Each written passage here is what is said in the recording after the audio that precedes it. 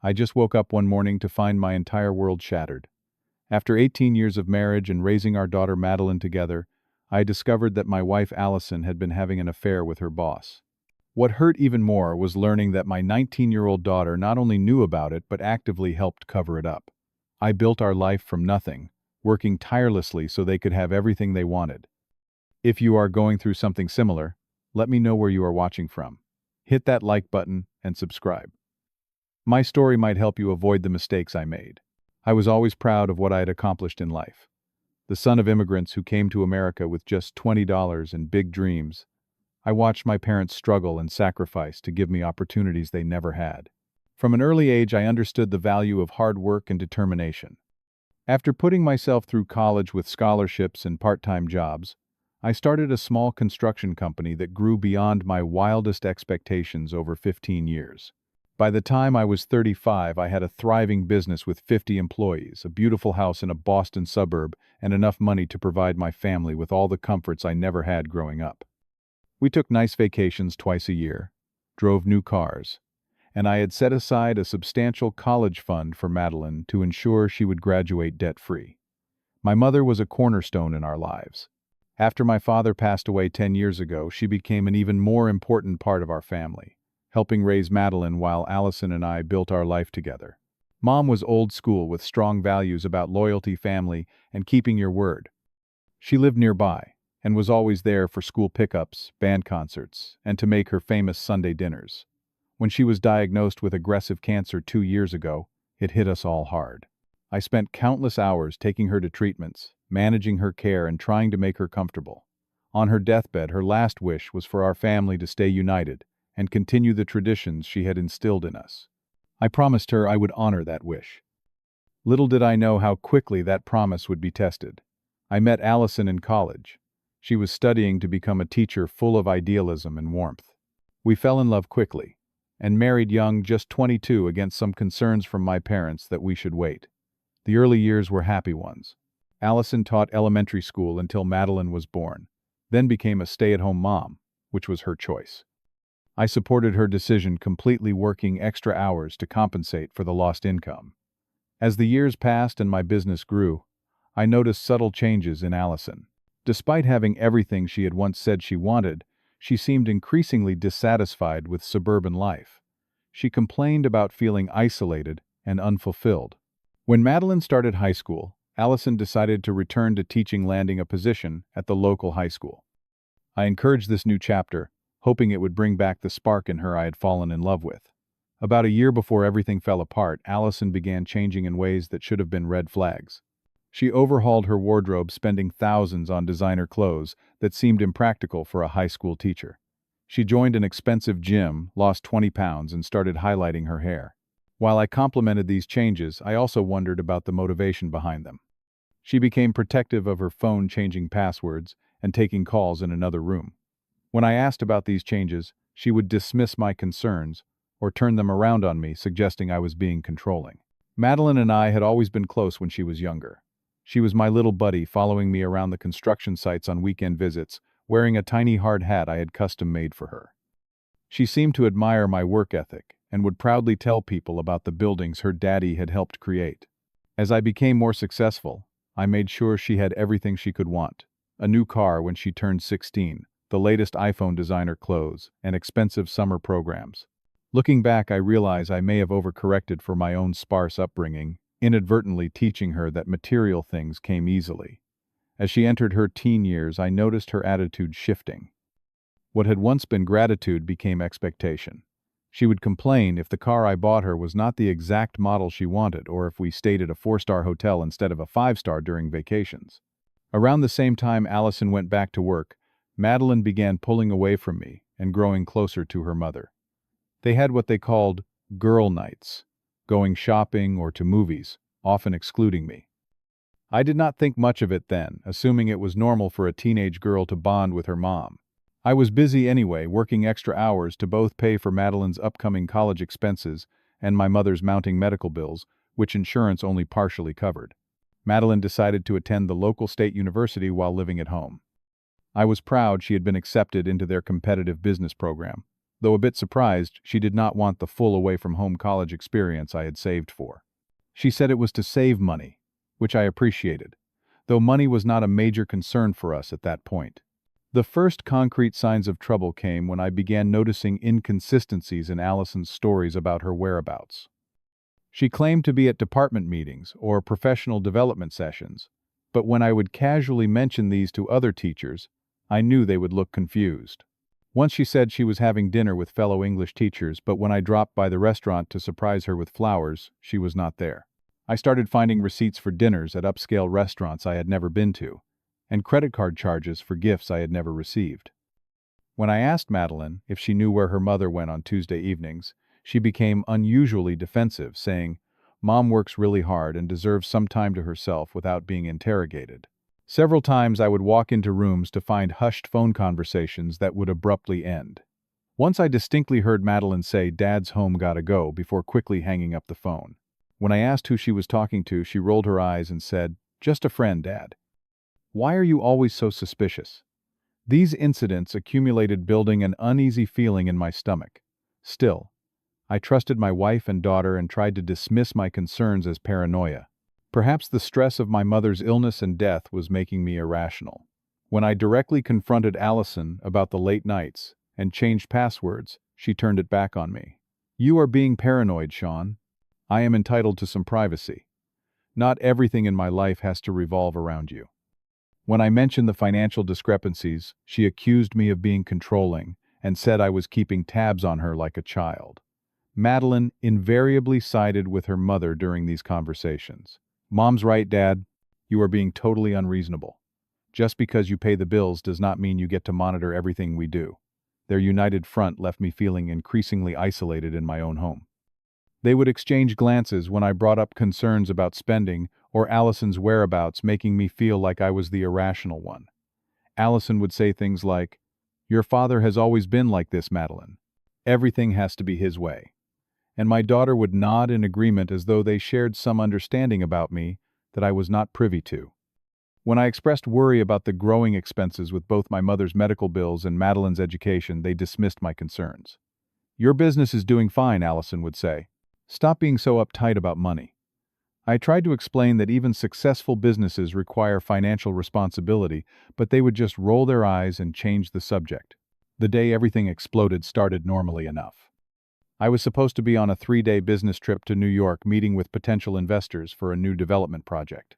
But after a sleepless night filled with anxiety about the state of my marriage, I decided to cut the trip short and surprise Allison by coming home early, hoping to have a serious conversation about our relationship. It was a Wednesday afternoon around 2 p.m. when I pulled into our driveway and noticed an unfamiliar black Audi parked there. My first thought was that Allison might have a colleague over to work on curriculum, though it seemed odd during school hours. As I quietly entered through the garage with my key, I heard music playing upstairs, something slow and jazzy that Allison normally did not listen to. When I reached our bedroom door, I heard laughter, Allison's distinctive laugh that I had not heard directed at me in months. Without thinking, I pushed open the door and froze.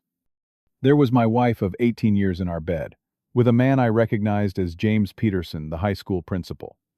Time seemed to stand still as they scrambled to cover themselves, shock and guilt plastered across their faces. "Sean, you are supposed to be in New York," Allison gasped, clutching the sheet to her chest. James was already grabbing his clothes from the floor, muttering apologies that sounded hollow and rehearsed. "How long has this been going on?" I asked, my voice sounding strange and distant, even to my own ears. Before either could answer, I heard the front door open, and Madeline calling out, "Mom, is James still here? I brought the wine you asked for." The look that passed between Allison and James told me everything. This was not a one-time thing. This was an ongoing affair, and somehow unbelievably my daughter was part of it.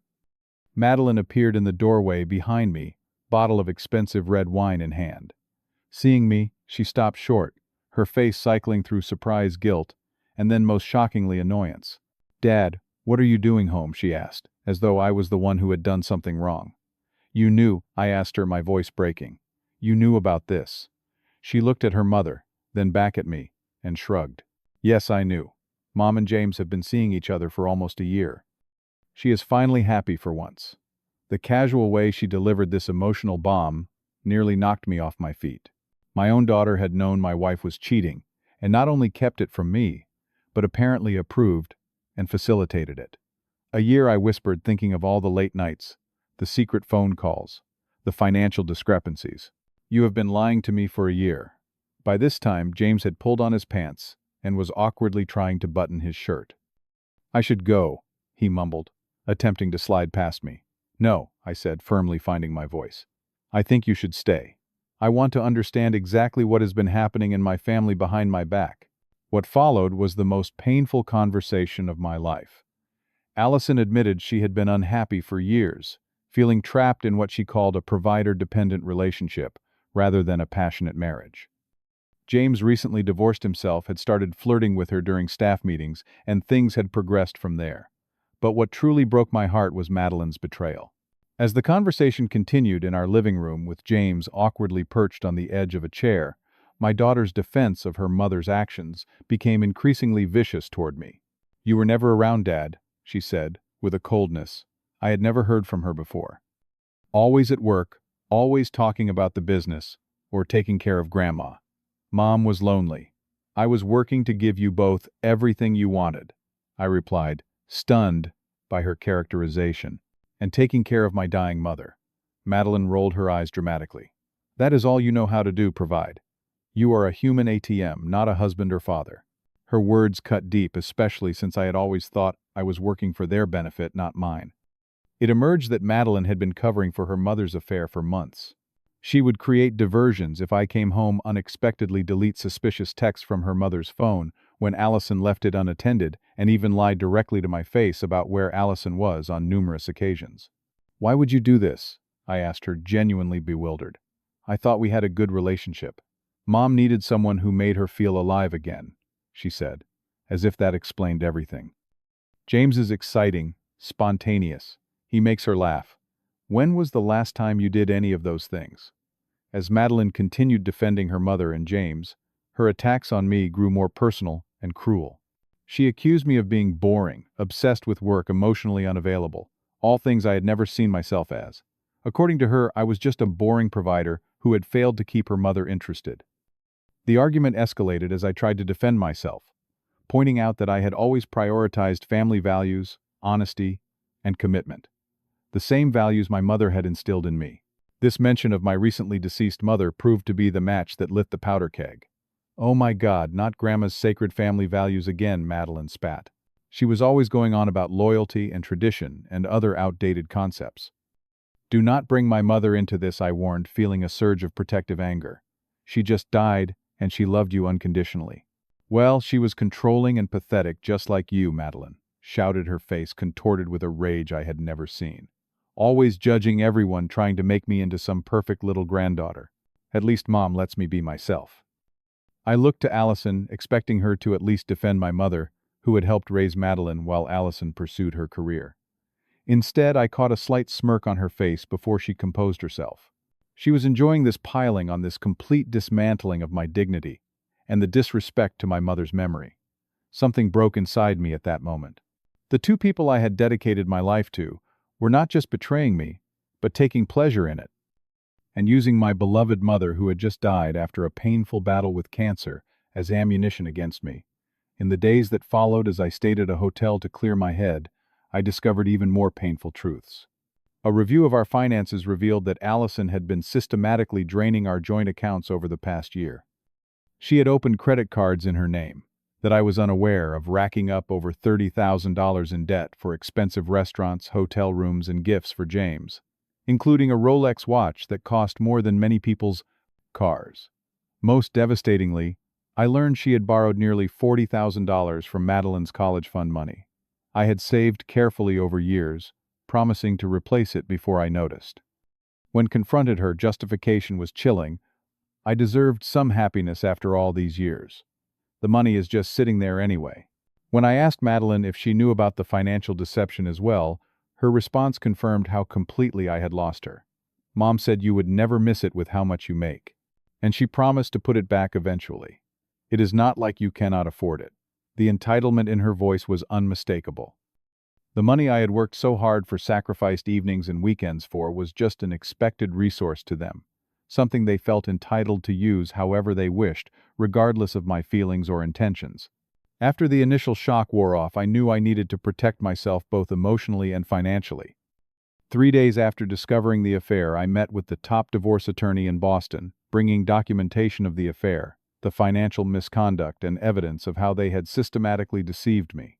The lawyer was blunt. You have a strong case for an advantageous settlement, given the infidelity and financial misconduct. But you need to act quickly before more assets disappear. On his advice, I froze our joint accounts, canceled joint credit cards, and began the process of formally filing for divorce.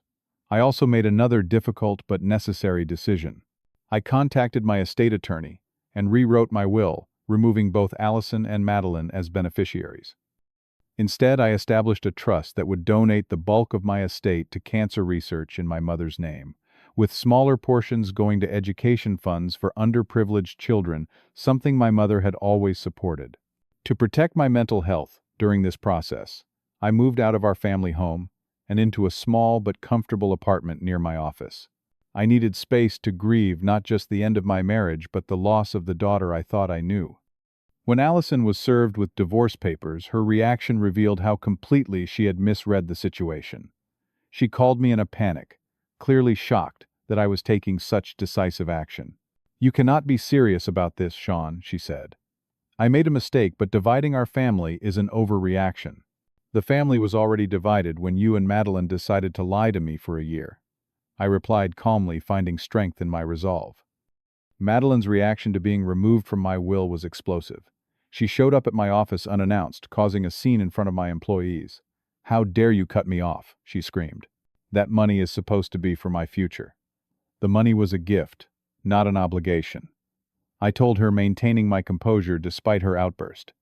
"Gifts are earned through love and respect, neither of which you have shown me." As news of our family situation spread among friends and extended family, I was surprised by the support I received. Many people, who had witnessed my dedication to my family over the years, were appalled by Allison and Madeline's behavior. Even Allison's sister called me to apologize, saying she had no idea what had gotten into them. Meanwhile, James, the principal, quickly distanced himself when the affair became public knowledge. With the prospect of a messy divorce and potential professional consequences looming, he broke things off with Allison. According to mutual acquaintances, he told her, "This has gotten too complicated. I cannot be involved in all this drama." The passionate relationship that had been worth destroying our family for apparently could not withstand the first sign of difficulty.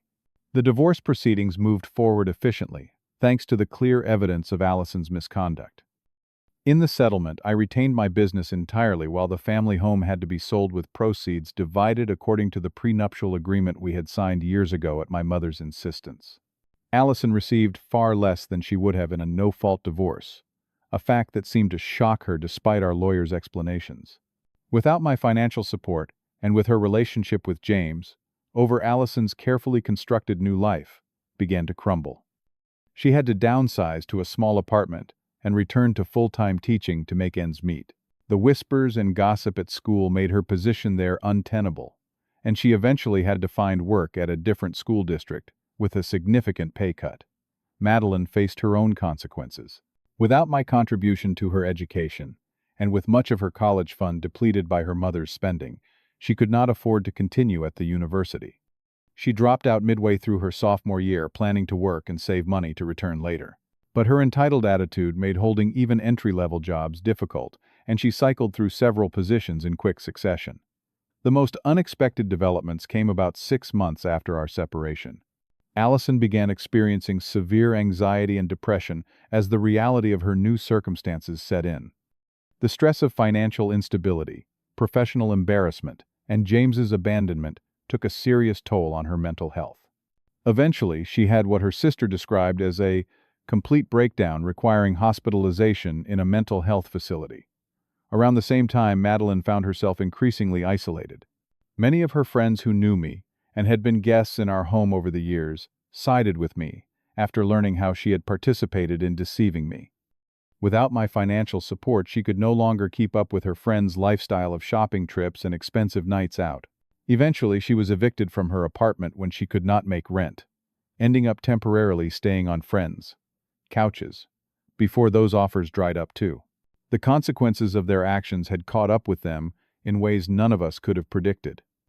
While I took no pleasure in their suffering, I recognized that they were experiencing the natural results of their choices, the harsh reality that betrayal and dishonesty have real-world repercussions. The months following the divorce were some of the darkest of my life. Despite the justified anger I felt, I also experienced profound grief for the family I had lost and the future I had envisioned. I found myself alone in my apartment many nights, questioning where I had gone wrong and if I could have done anything differently to prevent this outcome. Recognizing I needed help, I began seeing a therapist who specialized in betrayal trauma. Through our sessions, I came to understand that I was not responsible for Allison and Madeline's choices. My dedication to providing for my family and caring for my mother were not character flaws, but values to be proud of. The therapist helped me see that while I might not have been a perfect husband or father, nothing justified the level of deception and cruelty I had experienced. Gradually, I began rebuilding my life. I refocused on my business, channeling my pain into productive energy. I expanded into new markets and hired additional staff, finding that work provided not just distraction but a sense of purpose and accomplishment that had always been there, but I had taken for granted. I also found unexpected solace in honoring my mother's memory. I established a scholarship foundation in her name at the local community college, where she had taken classes after immigrating to America. Helping young people from backgrounds similar to my parents gave me a sense of continuing her legacy in a meaningful way. As I healed, I even began dating again cautiously. Through a business connection, I met Laura, a landscape architect who worked on one of my development projects. Unlike Allison, she valued my work ethic and shared my views on financial responsibility. Our relationship developed, slowly built on mutual respect and honest communication. 9 months after the divorce was finalized, I received an unexpected call from a number I did not recognize. It was Madeline calling from a friend's phone since her service had been disconnected for non-payment. Her voice sounded small and broken, nothing like the entitled young woman who had told me off in our living room. "Dad," she said tentatively, "I need to talk to you. I have been trying to make it on my own, but I am really struggling. I have nowhere to go. No one will help me anymore." We agreed to meet at a coffee shop the following day. When she arrived, I barely recognized her. Gone were the designer clothes and carefully styled hair. She looked thin, tired, and much older than her 20 years. As we talked, she broke down, completely admitting that she had been sleeping in her car for the past week, after her last friend asked her to leave. "I was horrible to you," she sobbed. "I do not know what I was thinking. Mom made the affair seem exciting and sophisticated, like they were star-crossed lovers or something from a movie. She convinced me you did not really love us, that you just wanted to control us with your money." I believed her because it was easier than seeing the truth. A week later, I received a letter from Allison written from the mental health facility where she was receiving treatment. Her words were surprisingly lucid and reflective. "I destroyed our family because I was bored and selfish. I took everything you gave us for granted. The affair with James was never about love. It was about excitement and feeling young again. I manipulated Madeline into supporting me because I could not bear to be the only villain in the story. Now I have lost everything that truly mattered, and I am paying the price for my choices." These apologies stirred complicated emotions in me. Part of me wanted to immediately forgive them and return to the way things were. Another part remained deeply hurt and wary of being manipulated again. I had to ask myself difficult questions. Were their apologies genuine, or were they simply responding to their circumstances? Had they truly changed, or were they just seeking to escape the consequences of their actions? After much reflection and discussion with my therapist, I decided on a measured response. I would not shut them out completely, but I would maintain firm boundaries to protect myself. For Madeline, I arranged for a small studio apartment and paid the first 3 months' rent on the condition that she find and keep a job and continue the therapy she had recently started. I did not give her cash directly, but made arrangements with the landlord. I also helped her enroll in a vocational program that would give her practical skills in medical administration a field with good employment prospects. Our relationship would need to be rebuilt slowly with trust, earned back through consistent actions, not just words. For Allison, my response was more limited. I visited her once in the hospital, hearing her out, but making it clear that while I wished her well in her recovery, our marriage was over. I agreed to stay in occasional contact as she worked through her treatment program, but I established clear boundaries about what I would and would not discuss. Through this painful process, I learned important lessons about love, respect, and self-worth. I realized that providing materially for someone is not the same as being valued by them. Genuine love comes with respect and loyalty, not entitlement and deception. And while forgiveness may be important for my own healing, it does not require returning to relationships that have proven destructive. I also learned that enforcing boundaries is not cruelty. It is necessary self-care. By allowing Allison and Madeline to experience the consequences of their choices, I was not being vindictive, but giving them the opportunity to grow and develop their own sense of responsibility. Today, I am building a new life, based on authentic relationships and mutual respect. I still have difficult days when the pain of betrayal feels fresh, but those moments are becoming less frequent. I have found that it is possible to forgive without forgetting to wish someone well, without allowing them back into a position where they can hurt you again. If you have experienced betrayal from those closest to you, know that healing is possible. It takes time and often requires professional help, but you can rebuild a life with people who truly value integrity and loyalty. Have you ever had to set firm boundaries with family members who betrayed your trust? How did you balance compassion with self-protection? Leave your thoughts in the comments below, and if this story resonated with you, please like, subscribe, and share it with someone who might need to hear it. Thank you for listening, and remember that sometimes the hardest decisions lead to the most meaningful growth.